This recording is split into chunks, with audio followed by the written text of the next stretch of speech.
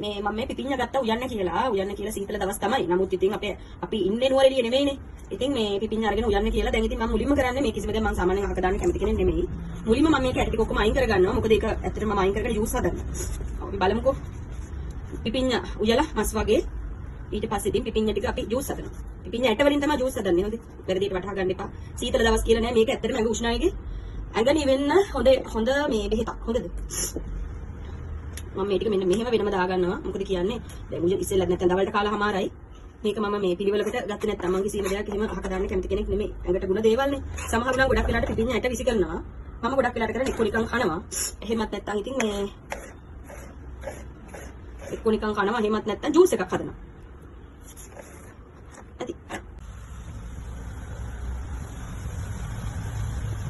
මම මුලින්ම ගී දානවා. මොකද කියන්නේ මම පොල් තෙල් වලට වැඩිය ගොඩක්ම යූස් කරන්නේ පාවිච්චියට ගන්නේ ගී. ඔයගොල්ලෝ දන්නවද ගී වල ගී කොච්චර ගුණයිද කියලා? ස්කින් එක ෆෙයා වෙන්නේ හැම දෙයකටම ඇත්තටම ගී හොඳයි. සමහරු කියයි මහත් වෙනවා කියලා. හැබැයි පොඩි මහත් වීමක් තියෙන. නමුත් ඒකට අපි වෙනත් දේවල් අපි ඇඟට ගන්නකොට ගොඩක් වෙලාවට මේකේ ගුණාත්මක බවයි.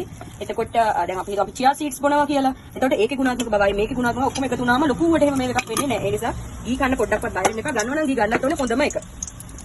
මම මේකට මෙහෙමම දාගන්නවා. මම කපාගත්ත දේවල් ටික ලුණු අවු මිරිස් ඒ ටික. මොකද මම කරන්නේ මම හදන්නේ පිපිඤ්ඤානේ. ඒකට මොකද කියන්නේ ඇත්තටම ලොකු පහසුකම් මෙතන නැහැ. ලොකු පහසුකම් නැත්තේ සලුන් එකේ වැඩ වැඩි වුණාම ගොඩක් වෙලාවට මේ අපි සලුන් එකේම තමයි ඉතින් උයන්නේ කරන්නේ. මොකද කඩෙන් කන්න හරි බයයි. මොකද කෙමිකල් දානවනේ. හරි. මම ඊගාවට මෙහෙම කරනවා. දැන් මම කුළු බඩ හරිද? මම දැන් කුළු බඩ ටික එකතු කරගන්නවා. මම ගොරක චුට්ටක් දාගත්තා. එතකොට මොකද මෙතන අපි තියලා තියෙන්නේ පොඩ්ඩක් ඉතින් අපිට පහසු විදිහට තුන පහ වැඩපු තුන පහ හොඳේ වැඩපු තුන පහ තමයි ගොඩක් මේකට දාගන්නේ. වැඩපු තුන පහ එතකොට කුරුඳු පොතු තුන්චක් දාගන්නවා. තුන්චක් කියන්නේ තුන්චක් කියනවා. හොඳේ මම වෙනම තව තියාගෙන ඉන්නවා. ඒකත් දාගන්නවා. දැන් ගිමහනිත් ඇවිල්ලා බලාගෙන ඉන්නවා පැත්තේ. හොඳේ ලුණු නම් දාන්නේ නැහැ. දැන් මම ලුණු කොහොමද දාන්න බෑ. හරි මිරිස් කුඩු ඉවර වීගෙන යන්නේ. හොඳේ අන්තිම ටික ඉවරයි. බෝතලෙම දැම්මා. සතුටුයි කාලාමාරයි. දැන් මේක මම පිටරේ සාමාන්‍ය පිපිඤ්ඤා හදන්න කියනවා මස් වගේ. එතකොට රහයි කියලා. ඔව්.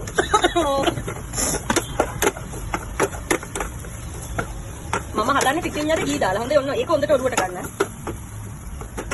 තව දාන්නේම කියනවා ඉතින්. මම සාමාන්‍යයෙන් කුළු බඩු දානවා ගොඩක්. සූදුරු ටිකක් දානවා, මාදුරු ටිකක් දානවා. ඒ වගේම අබ චුට්ටක් දාන්න අමතක කරන්නෙත් නැහැ. තව තියෙනවා දාන්න දේවල්. අරාබුනේ ටිකක් දානවා. ඒක මාර්ග නම්මෝ. මේ කාලවරෙන් කරේ. හරි. මොකද මෙතන ඇත්තටම කිව්වොත් ලබු ගෙඩිය ඇතුලේ තොইল වගේ. මෙතන අපිට ඉඩ කඩ හරි මදි. නමුත් ඒ තියෙන ඉතින් ප්‍රයෝජන ගන්න ඕනේ. ඔන්න මම පිපිඤ්ඤා ටික දැන් දානවා.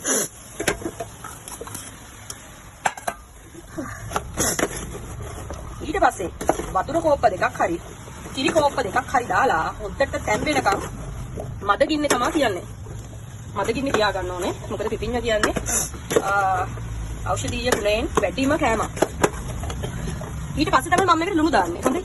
නැත්තම් කවුරු හරි අහයි අපෝ මේ මාදේ ලුණු කිසිම දෙයක් නැහැ නේ කියලා. කුළු බඩු සියලු දේවල් දාලා.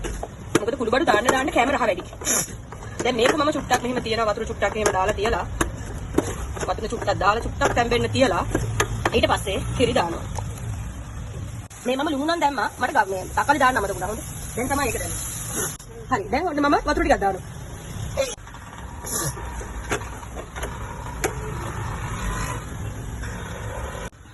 අපි දැන් ඔන්න හදලා ඉවරයි. මම මේකට කිරි ටිකකුත් එකතු කරා. හොඳේ. මොකද කියන්නේ මට හිතුණා මේක හදනවා. මොකද දැන් මගේ ගෝලියෝ දෙන්නම කියනවා ඒගොල්ලන්ගේ ගෙවල් වලින් පිපිඤ්ඤා උයන්නේ කිරට කියලා. හැබැයි මං කිව්වා හැමදේම කිරට කන්න බෑනේ යන්නේ. මම කිව්වා නෑ මං අද මිරිසට හදනවා. හැබැයි මිරිසට හදනවා කිව්වට මේකේ රහ වැඩි වෙන්න මම තව දැම්මා ඉතින් කිරි. ඉතින් දැන් තියන්නේ ඉතින් කන්න තමයි. මෙන්න මොනවද පිපිඤ්ඤා මිරිසට හදලා තියෙන්නේ. හරියට නිකන් මස් වගේ. හොඳේ.